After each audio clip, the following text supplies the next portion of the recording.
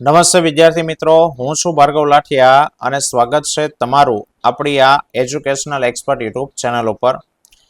મિત્રો, ધોરણ 8 ની અંદર વિષય વિજ્ઞાન અને ટેકનોલોજીમાં ગાલા સ્વાધ્યાય પોથીનું સોલ્યુશન આપણે જોઈએ છીએ, જેના ઓલરેડી 2 ભાગ આપણે આવી ગયા છે, યુટ્યુબ પર મુકાઈ ગયા છે.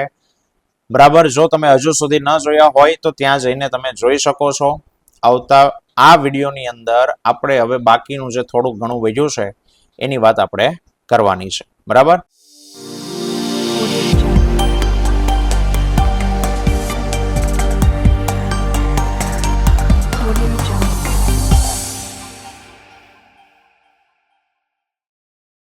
બરાબર. ચાલો તો શરૂઆત કરીએ. આપણે પહોંચ્યા હતા પ્રશ્ન નંબર 9 માં.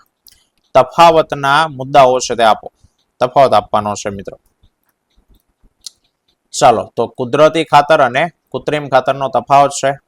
ઘણા બધા મુદ્દાઓ છે, તમે જે લખો એ લખી શકો. પહેલું, કુદરતી ખાતર ખેતરમાં બનાવવામાં આવે અને કૃત્રિમ ખાતર કારખાનાની અંદર તૈયાર થાય છે. બરાબર છે. કુદરતી ખાતરના ઉદાહરણ વર્મી કમ્પોસ્ટ, અળસિયાનું ખાતર ઇજ વર્મી કમ્પોસ્ટ, કમ્પોસ્ટ, લીલો પડવાશ, સેન્દ્રિય ખાતર, આ બધા કુદરતી કહેવાય. Urea, ammonium phosphate, super phosphate, ammonium sulphate, NPK ખાતર, આ બધા કૃત્રિમ છે. ચાલો, બીજો તફાવત છે ટપક સિંચાઈ પદ્ધતિ અને ફુવારા પદ્ધતિ. કે સાહેબ, ટપક પદ્ધતિમાં પાઇપને કાટખૂણે ઉપરના છેડે નોઝલ, નહીં, આ ઊંધું આ બાળકે લખેલું છે. બરાબર, આ ટપક સિંચાઈમાં એને ફુવારાનું લખ્યું છે અને ફુવારામાં ટપકનું છે. ચાલો તો અહીંયા કે ભાઈ આ પદ્ધતિમાં છોડ, આ એટલે ટપકની વાત કરે. બરાબર, આ અહીંયાથી આ ટપક વાળું છે અને આ બાજુ ફુવારા વાળું છે. આ પદ્ધતિમાં છોડની નજીકના ભાગમાં ડ્રોપર, ડ્રીપ લખ્યું છે, ડ્રોપર ગોઠવેલા હોય છે અને જે ટીપે ટીપે છોડને પાણી છે તે આપે છે. જ્યારે ફુવારા પદ્ધતિમાં કાટખૂણે એક નોઝલ લગાડેલી હોય છે અને તેમાંથી પાણી ફુવારાની મારફતે આવે છે. ટપક પદ્ધતિની અંદર પાણીનો બિલકુલ વ્યય છે તે થતો નથી.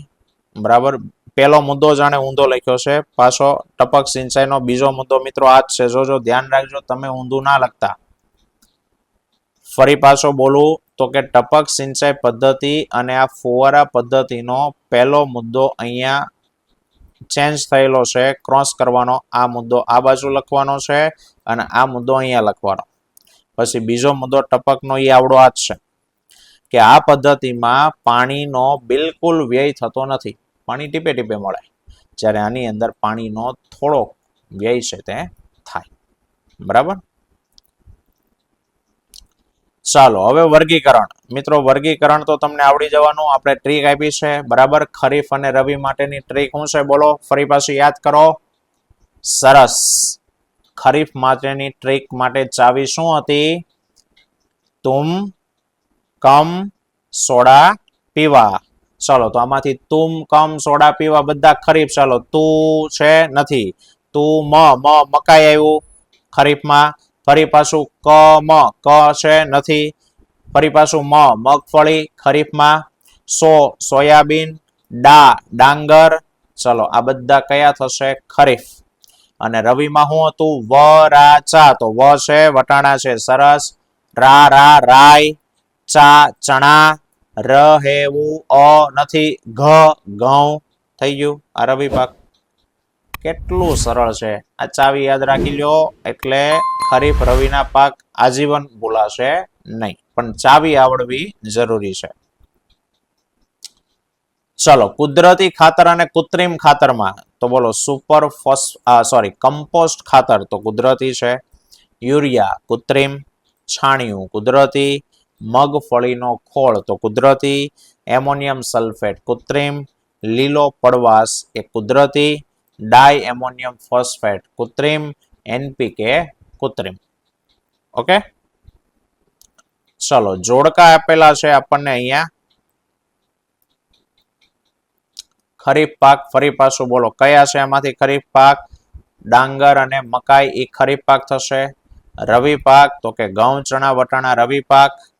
બીજામાં અંદર ડી આવશે.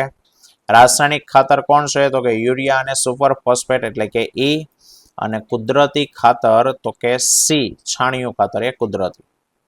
ઓકે, ચાલો હજુ એક જોડકું આપ્યું છે નીંદણ. બોલો નીંદણ ને શેનાથી દૂર થાય? ખુરપીથી.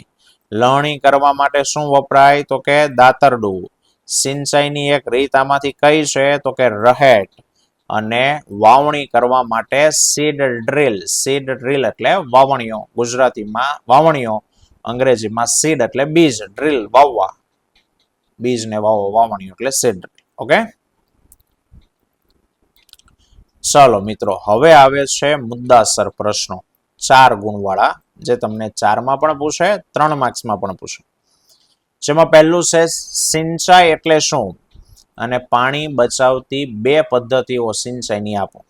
તો પેલા વ્યાખ્યા: સમયાંતરે ખેતરની અંદર પાણી પૂરું પાડવાની ક્રિયા એને સિંચાઈ કહેવામાં આવે, જેના 2 પ્રકાર, ફુવારા પદ્ધતિ અને ટપક. એમાં ફુવારાની વાત કરીએ તો કે આ પદ્ધતિનો ઉપયોગ અસમતલ ભૂમિમાં થાય.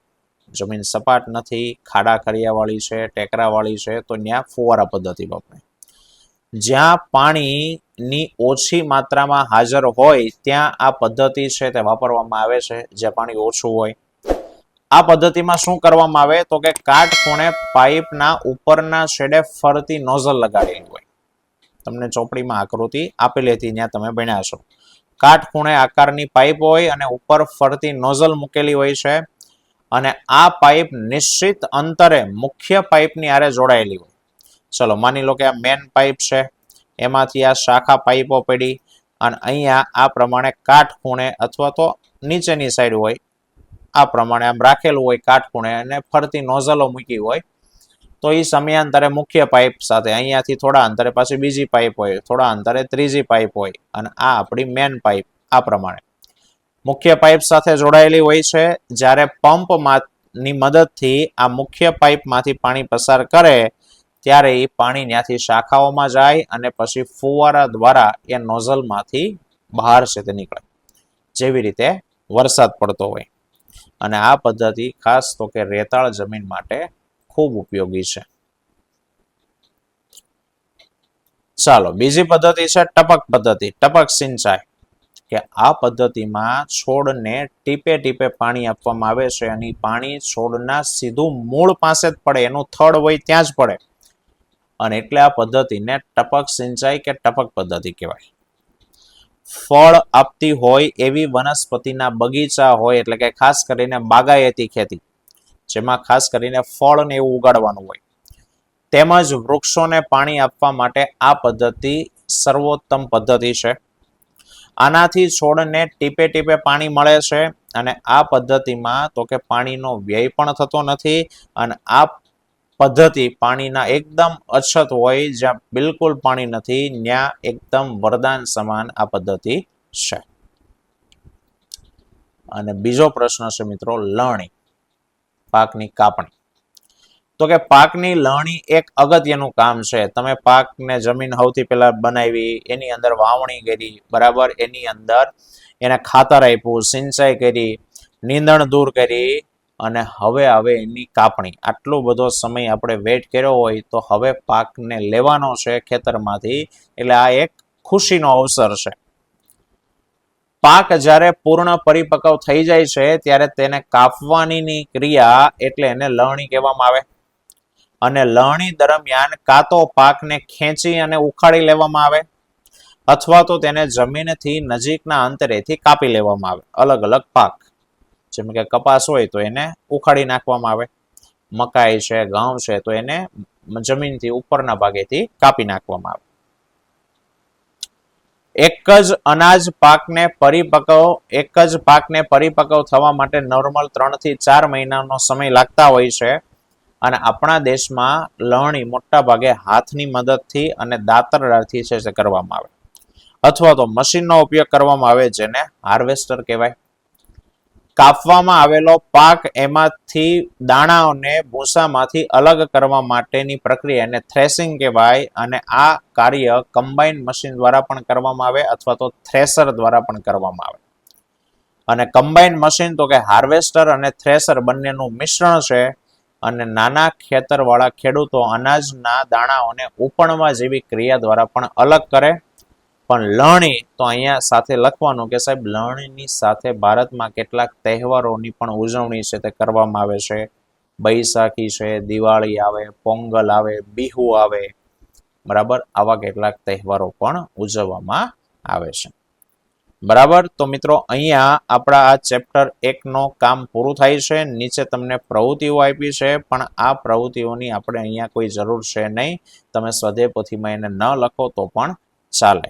તો અહીંયા આપણું આ ચેપ્ટર 1 એની સંપૂર્ણપણે સ્વાધ્યાય પોથી છે એનું સોલ્યુશન અહીંયા પૂર્ણ થાય છે. આવતા વિડીયોમાં ફરી પાછા મળીશું. ત્યાં સુધી જય હિન્દ, જય ભારત.